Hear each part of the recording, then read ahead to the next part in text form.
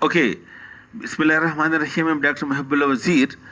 We discuss the relations of the kidneys with the surrounding structure. Note, this is the liver, and this is the spleen. This is the transverse colon, right colic flexure, left colic flexure. And this you can see, this is the small intestine, this is ascending, and this is descending colon. Now you lift it up. Look over here. This is the pancreas. And over here, this is the duodenum.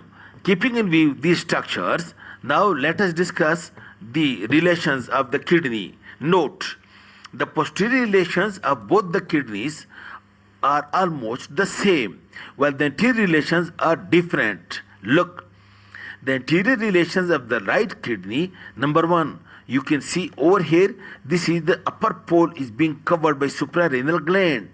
And then this upper part of the kidney is being in the relation with the liver. You can see it over here. It is in contact with the liver.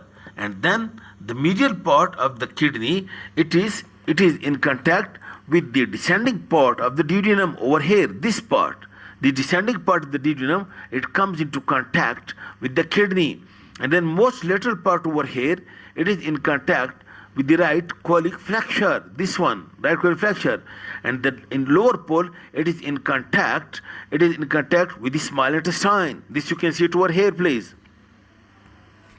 This is for the suprarenal gland, and then this big area for the kidney, this is descending part of the duodenum, and this is right colic flexure, and this is the small intestine.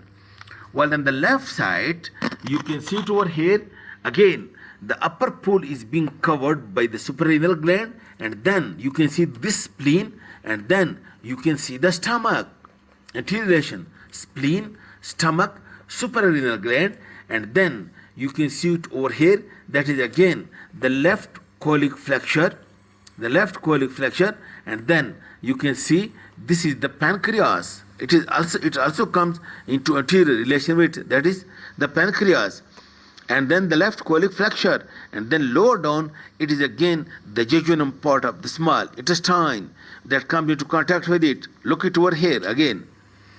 This is the left suprarenal gland, then the stomach, and then the pancreas, and then this is spleen, and then this is the descending colon and left colic flexure, and then this is the jejunum or small intestine. And then the posterior relations, note over here, please. You can see posterior relations.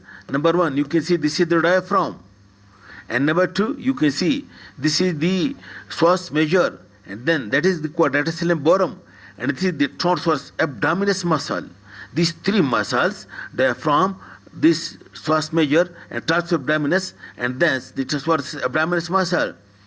And then also you can see over here posteriorly is, look, this is the diaphragm. It is the costophrenic angle. That's why over here, this costophrenic angle or costodiaphragmatic recess of pleura, it also comes over here posterior, and in relation to that also the subcostal muscles. And then don't forget that coming posterior over here is the iliohypogastric, ilioinguinal nerve, and subcostal vessel and subcostal nerves. These are also coming into posterior relations. While superiorly over here, you can see this is the diaphragm.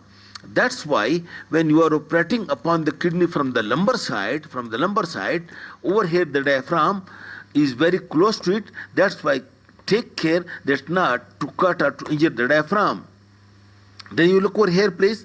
On the left side, these are the two ribs, 11th and 12th rib, that come into contact with the posterior surface, while the right kidney, because it is lower, that's why only the 12th rib comes into contact with it. These are the posterior relations of the kidney on both sides. Thank you very much.